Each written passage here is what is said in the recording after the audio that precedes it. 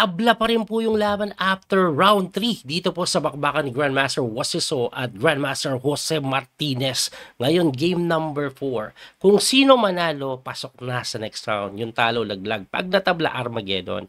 Anong nangyari? Ayan, naglalaro na po kanina pa eh. Ipon ang tinira ni Martinez, Wesley So. D6, nag-perk opening po, dinipor po yan, Knight F6, Bishop D3, tapos E5 lang si Wesley, ayan o, Sin D3, tapos Knight C6, tumira Knight F3, grabe weird na talaga tiro, din E5 ni Wes. So, kinapture po yan, Knight takes din, kinain, then Knight takes, ayan o, sabayan lang. So, pagka Knight takes, nag-Knight doon, umatras, inatake Bishop, tumakbo, and then G6. Tumira po Knight F3, and then Bishop G4 pin. Tumira po yan ng H3, kinain, takes, and then quit Bishop lang po sa G7. Nagkakamali pa ako notation, pero binibilisan ko lang. Ang idea po, ipine-pressure po ito, pero mali daw. Kasi may Bishop E3. Pagkagalaw ng Knight Castling, may pressure po dito. Anyway, ang tinira po, Bishop F4, nag-castling. Nag-castling, C6 lang. Tumira po ng H4, napaka-agresibo. F3 lang si Wesley or F6. At dito po, medyo napaisip po yan. At ang tinira ni Martinez, engine mo. Bishop lang doon. Nakakapagtaka po sobra yan. Bakit? Binibigay po libre. At ayan na nga po, oh. Ito na yung pinaka-live moves. Nag-iisip si Wesley. Binigay lang. Pero after Queen Jan, ayan o. Ayan nung matindi. Mali pa nga yan, Queen G3 daw eh. After Queen Jan kasi, anong gagawin mo? Atakado to. Tapos, ito yung pamatay na tira. Aba, may pwedeng gawin si Wesley kasi dapat Queen G3 ang best move eh. Eto, sana makita to ni Wesley para medyo mag-close to equal pa. Labang pa rin ang puti, pero Queen D7 lang. Tapos saka siya mag-Queen G3, kahit papano, gagalaw na yung Knight, tapos gaganon, tagilid pa rin pala. Aanip, talagang nahihirapan akong hanapan ng tira si Wesley. O, nag-Queen D7 siya. So, saan pupunta? Ayan na nga. Saan pupunta? Knight E6 siguro. And then, gaganito siguro yan. Nangyayari. Hirap eh. One put up si West, pero inaatake po siya eh. Pasado mag-Knight E6 para dumipense eh. Biglang nagtagilid si Wesley. Ngayon lang tumagilid yung posisyon ni Wesley ha. Simula kanina sa lahat ng matches nila. Ayun, Knight E6. O yan, H5. Talagang gaganyan eh. Gagawin mo. Nitaki ka na. G5. Ayan, only move. Ibalik mo na lang. Oh. Oh, at least mabalik. No, mabalik. Kahit pa paano, pag nagtulak naman, pwede Bishop F6. Yan na lang. Ayan. Pag tinulak niya, Bishop F6, aba, okay na po si Wesley. So, most likely, kakainin yan. Pagka-capture, palit mo na lang. Okay na yan. Tapos king movean mo na lang. King movean. Takes, king movean. Medyo equal pa. Pag ganun, Armageddon. Pero anyway, kahit equal yan, tingnan natin kung ano mangyayari ha. Di pa madali ang labada eh. Opposite Bishop pero nagkakatakihan pa. I mean, si Wesley lang po ang inaatake sa ngayon. Nabubulbulon na ako ah. Magto-230 na kasi ng madaling araw eh. Hanap na yan. Recorded eh. Nag-iisip dito si Martinez. Kinapture. King H8. Persado. Kasi ito po yung threat. So, kailangan mo talagang gumalaw. Pwede mong try hamunin. Queen D8. Pero ito pinakasimple. Ayan. Pinakasimple yan. Nag-iisip si Wesley kung anong gagawin niya eh. Pwede din kasi Queen D8 eh. Yung H6 kasi, alanganin para sa akin kasi mawi-weaken eh. Mawi-weaken. Magkakaroon ng square sa may G6. So, I doubt na ititira yun. Ako, automatic, magkiking move ako dyan. Pero si Wesley, baka may nakikita pa sa Queen D8. O, nagking move na nga. Siguro, tinignan niyo yung Queen D8 kung okay din. Okay. Nag-F3 lang. Bishop F6. Ang problema sa posisyon ni Wesley, atakihin siya eh. So, kailangan mai-survive. Ako, ang nakikita ko magandang depensa ang pwedeng gawin ni Wesley. Yung tipong mapunta po dito yung ano, yung bishop ba, nandito sa F4. Oh, kung i-G4 yan, i-bishop lang siya doon. No? Kahit ata mag-ganun na eh. Pag ganun, tapos atake ka na lang din dito, counterplay. Oh, solid kasi bishop F4 eh. In case na mag-G4, solid na yan eh. Ganun, ganun. Yung threat dito, bantay sarado na eh. Anong gagawin? Oh, eto, malay mo hindi makita yung threat. Malay mo hindi makita yung threat eh, no? Pwede na din mag B5 eh, atakihin mo na eh. Oh. So, at least maka-atake ka man lang din. Hindi pwedeng ikaw lang ina-atake. Pero inuna niya po yung queens sa may G7, no? Nag-king move lang, of course, iniiwasan yung mga pin na ganun. Tinuloy. Tinuloy lang ni Wesley. Bishop lang. Saan pupunta yung Reyna?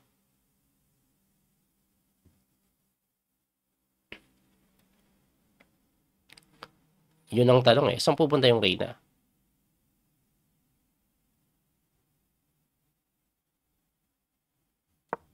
Nag-queen lang doon. Okay. Kailangan natin depensa. Hindi, may depensa na. Umatras lang yung bishop. Grabe naman yan. Binarahan ng bishop eh, no? Para hindi maitulak. Oop! Kumakounter siya doon. Alright, tamang depensa lang. Maganda yung center po ni Wes Kung hindi uubra yung atake ng white sa king side, aba, sa gitna maglalaro si Wes, maganda yung position niya ng kanyang mga pawn sa gitna. So, eto na yung sinasabi ko eh. Yung kontrolado lang to ng bishop, okay na yan. Hindi na maitulak yan, guys. So, uy!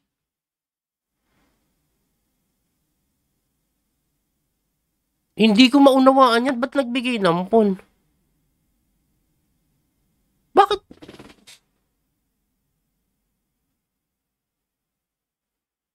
Bakit kailangan magbigay ng pawn? Gusto niyang matiin. Salbahay din si Wes, eh, no?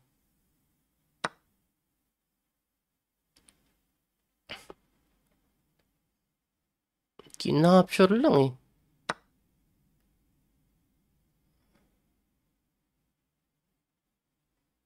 May idea. Ayun lang, nakita yung number 1 engine mo. Depensado lahat. Matutupons down pa si Wes. Pusang gala, losing bigla.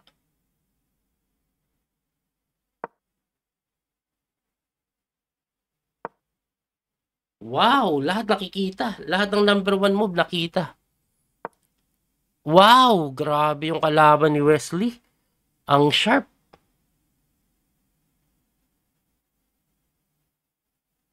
Laglag si Wes. Nagulat ako sa pagbibigay ng pawn na yan. Pero ang bilis nakita ng kalaban yung mga tira, ha? Isang mali lang ni Wes, oh. Lilimasin siya.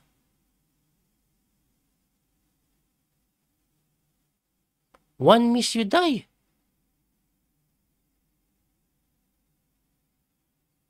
Isang mali lang ni Wesley, oh. Grabe yung tira ng kalaban, ah. Just player din, eh.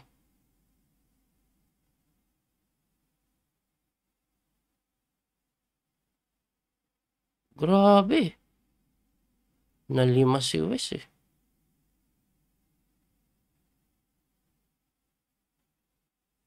Nalima si Wesley.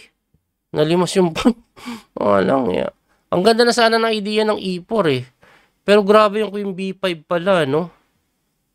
Masyadong minadali ni Wes yung tira na yun. I mean, tabla lang kasi eh. Pero nakita ko yung style ni Wesley. Talagang gusto niya nagpipilit. Bahala ka sa buhay mo eh. Ngayon na siya maglaro ngayon eh. Grabe. Pero nakakabilib si Martinez. Nakita. Ang bilis nakita yung yung sharp na tirang Queen B5 ah. Lakas ni Martinez din eh.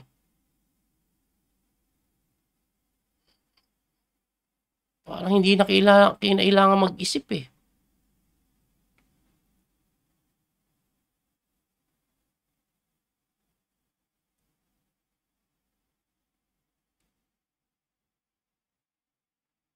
Grabe ha. Nakakamangha. Ayan oh, number 1 engine move, E5, tapos agad. Kasi may threat po dito eh. Paano mo didepensahan yan?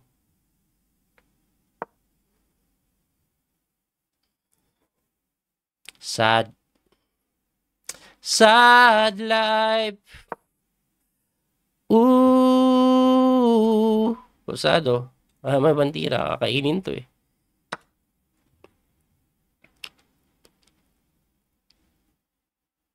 Grabe. Sana makatablaman lang. Pa. Hirap ng buhay. Mahirap ang buhay.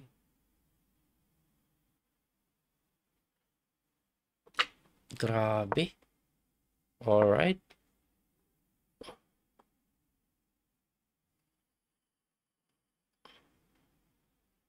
E6. Tapos na.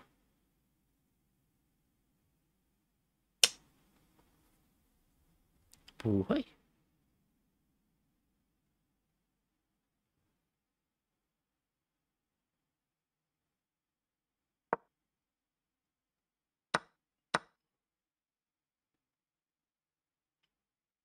G7. Pasadong depensahan eh, no?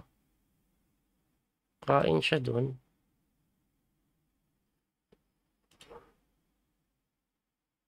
Anong gagawin pagka rook h1?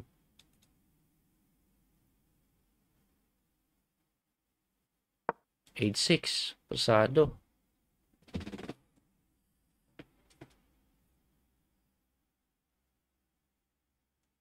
Pasado H6. Wala namang iba, di ba? Naihinan lang siya. Uy! Pusang galan. Tapang ni Wesley ah.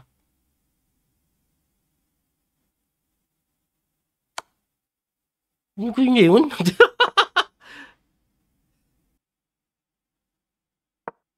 Yun lang nakita yung number 1 engine mo. Bate! Eto check eh. Tapos gano'n no. Ano madidepensahan yan? Wow. Wawawi.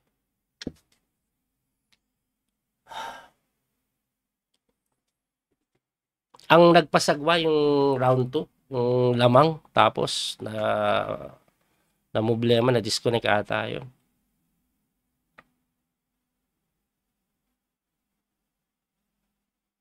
Yung nagpasagwa eh. Laglag guys, laglag. Grabe si Martinez ah. Lakas ng player na to, ano? Malakas.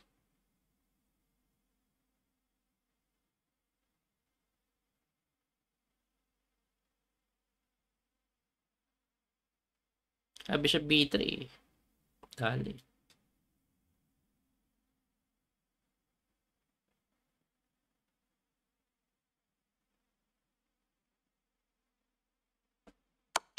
Yun, tapos. Rook H7, mate in 3. Check.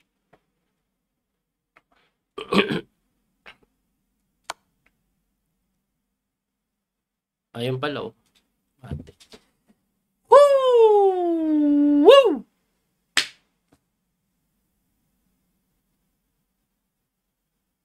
Nagulat ako sa tirada ni Wesley So na yun ha. Ang bilis niyang pinawalan. Ito po. Dito po yung pinaka-blunder. Dito na lang tayo mag-analyze. Ayan no. Ang bilis niyang tinira to eh. Pagka ganyan, ayan no. Grabe. Anyway, nagulat ako pero ang lalim ng idea ni Wes eh. Kasi pagka takes pala, queen dyan. Ngayon, pagka takes, ang bilis tinira ni Martinez oh. Pagka ganun oh, ayun tapos agad. Kita ni Martinez to, oh. Grabe.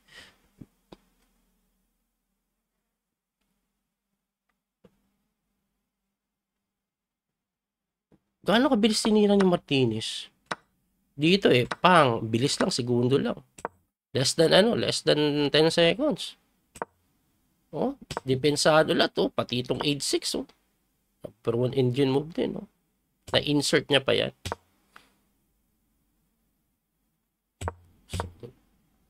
Hanip. Lakas. Bis nakita yun.